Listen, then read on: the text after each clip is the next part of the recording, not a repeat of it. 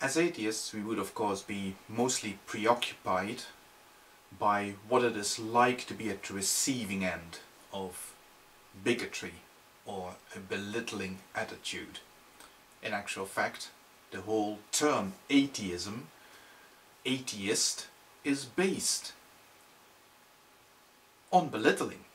The term was originally coined by believers who wanted to point the fingers at other people who didn't believe in the same things that they believed in and call them names. They would call them atheists, and it was meant in a denigrating manner.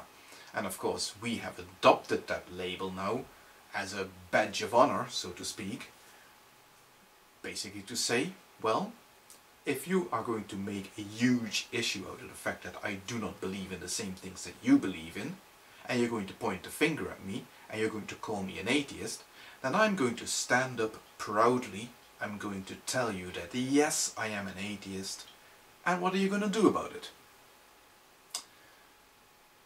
But on the other hand, of course, a lot of us have now found themselves in a position where they are confronting believers, where they are interacting with believers, and quite often the shoe ends up on the other foot. And we end up talking down to believers, we end up belittling their religious experiences and dismissing them as unreal and unimportant. And that's a mistake. Don't get me wrong, there are of course tenets of belief systems that nobody outside that belief system should be expected to take seriously. For example, if you do not believe, if you are not a Christian or a Muslim or anything, that any sort of person who believes in supernatural gods, then nobody should seriously expect you to take the existence of supernatural entities, things that exist outside reality, seriously. And if somebody starts badgering you, if somebody starts demanding that you should take such things seriously, then you would be quite in your right to dismiss such demands out of hand as the ridiculous nonsense that they are. But that is an issue that is completely separate from the attitude you are taking to the religious person and their personal religious experiences. And what you need to understand is that no matter what you might think about the particular articles of belief that that religious person stands for, the religious experiences that that person refers to when it comes to justifying their own religious beliefs are real. Let me explain.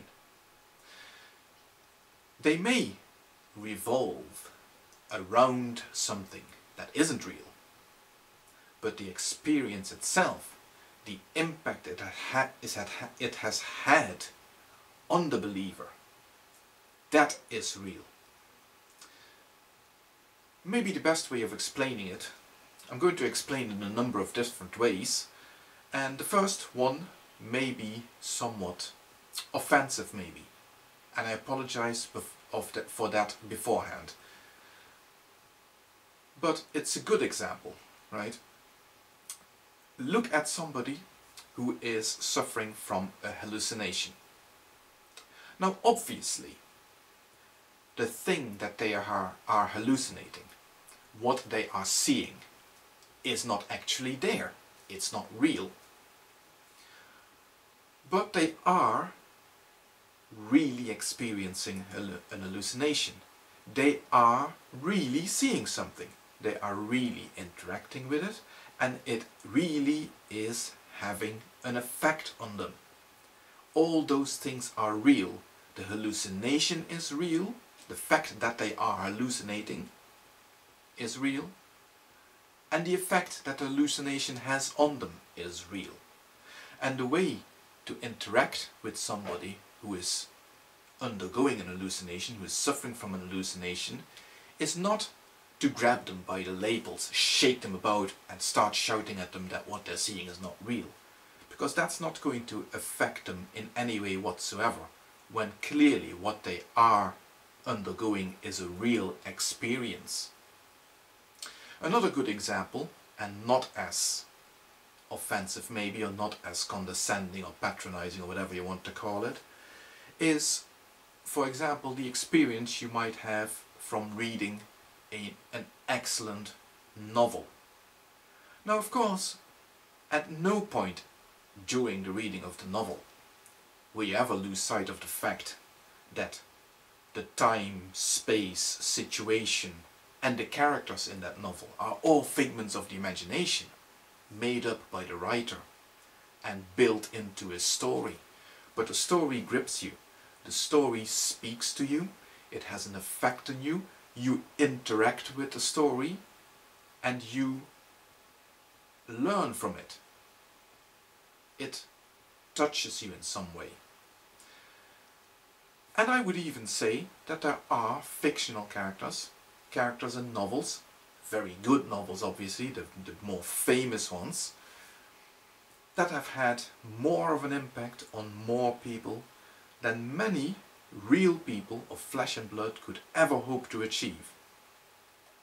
So, dismiss a novel just because the events depicted in there and the characters described in it aren't real. That is nonsensical. The effect that something can have on a person is completely